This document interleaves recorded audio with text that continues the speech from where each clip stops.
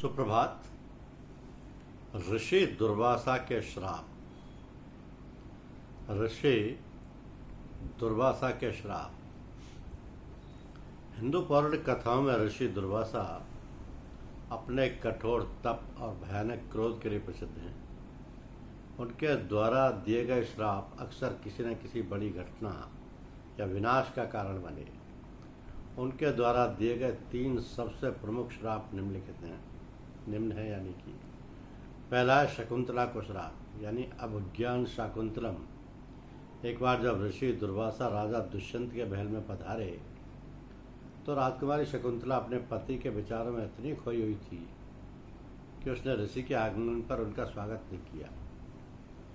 क्रोधित होकर दुर्वासा ऋषि ने श्राप दिया कि तुम जिसके विचारों में खोई हुई हो वो तुम्हें भूल जाएगा और याद दिलाने पर ही तुम्हें पहचानेगा।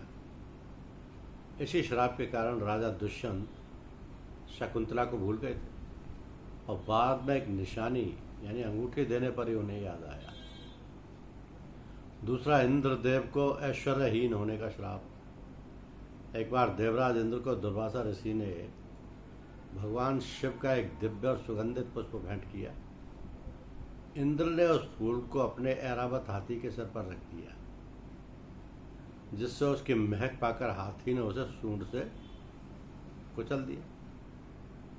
ऋषि ने इसे अपना और भगवान शिव का अपमान माना और इंद्र को श्राप दिया कि तुम्हारी शक्ति और अहंकार नष्ट हो जाएगा और तुम्हारा संपूर्ण राज्य यानी स्वर्ग श्रीहीन हो जाएगा, लक्ष्मीहीन हो जाएगा। इसके बाद देवताओं की शक्ति क्षीण हो गई और उन्हें असुरों से हार का सामना करना पड़ा, जिसके परिणाम स्वरूप बाद में समुद्र मंथन की घटना हुई।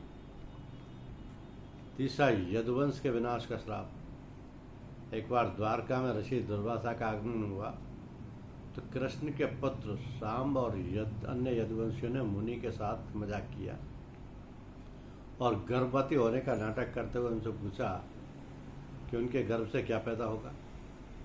ऋषि ने क्रोधित होकर श्राप दिया कि तुम लोगों को अपने इस कृत्य पर बहुत अहंकार है, इसलिए तुम्हारे वंश के विनाश का कारण एक लोहे का मूसल बनेगा।